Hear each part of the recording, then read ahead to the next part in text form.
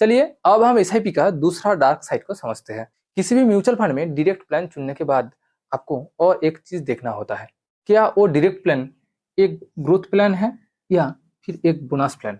Growth plan में आपको जो डिविडेंड मिलता है वो री इन्वेस्ट हो जाता है,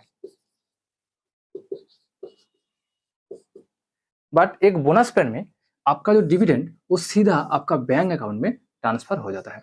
पहले हम ये डिविडेंड क्या है वो समझते हैं। मान लेते हैं कि आप एचडीएफसी कंपनी का म्यूचुअल फंड खरीदा। एचडीएफसी कंपनी क्या करती है, आपका वो पैसा को वो 20-25 अलग अलग कंपनियों में इन्वेस्ट करती है, यानी 20-25 अलग अलग कंपनी का शेयर खरीदते हैं एचडीएफसी कंपनी। जब ये 20-25 कंपनी एक्स्ट्रा प्रॉफिट कमाती है तो उसका कुछ परसेंटेज वो एचडीएफसी कंपनी को देती है, यानी एचडीएफसी कंपनी आपका पैसा को जो 20-25 कंपनियों में इन्वेस्ट करती है वो एक्स्ट्रा प्रॉफिट कमाने के बाद एचडीएफसी कंपनी को कुछ परसेंटेज देती है।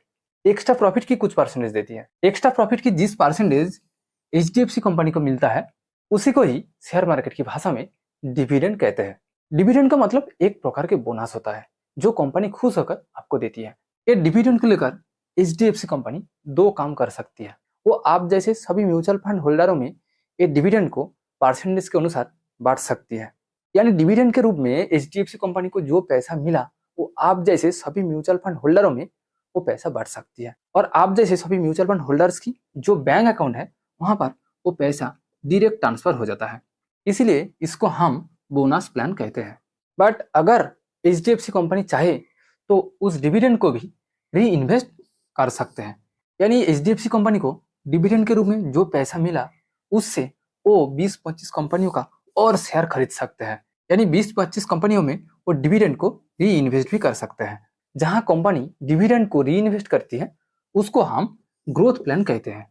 आपको तो लग रहा होगा कि बोनस प्लान में time to time bank account में बोनस यानी डिविडेंड ट्रांसफर होती रहती है, इसीलिए बोनस प्लान ही अच्छा है, बट नहीं। ग्रोथ प्लान में ऑलवेज आपको ज्यादा रिटर्न मिलती है, वो भी लगभग 1% से 1.5% के बीच आपको एक्स्ट्रा रिटर्न मिलती है लॉन्ग टाइम में। शॉर्ट टाइम में तो इससे भी ज्यादा रिटर्न मिलती है, 2 से 3% के बीच वो रिटर्न मिलती है आपको। और लॉन्ग टाइम में यही 1% कंपाउंडिंग का जादू क्या है वो तो आप कुछ समय पहले ही देखा। ग्रोथ प्लान में क्या होता है, ग्रोथ प्लान में आपको डिविडेंड के रूप में जो पैसा मिलता है वो भी तो री इन्वेस्ट होता है, यानी वो पैसा भी तो आपको हर साल 15% रिटर्न देता है। इसलिए देखा जाता है कि लॉन्ग टाइम में 30-35 साल बाद ग्रोथ प्लान में आपको 1 से 2 करोड़ एक्स्ट्रा रिटर्न मिलने की चांसेस होती है बोनस प्लान की तुलना में। बट बोनस प्लान में आपको जो डिविडेंड मिलता है वो सीधा आपका बैंक अकाउंट में ट्रांसफर हो जाता है।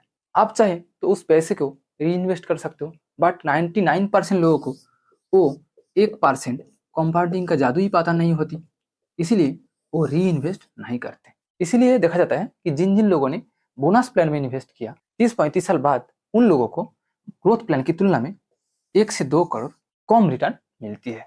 इसलिए आप जब भी किसी कंपनी का म्यूचुअल फंड में इन्वेस्ट करेंगे तो आपको डायरेक्ट ग्रोथ प्लान में इन्वेस्ट करना चाहिए। किसी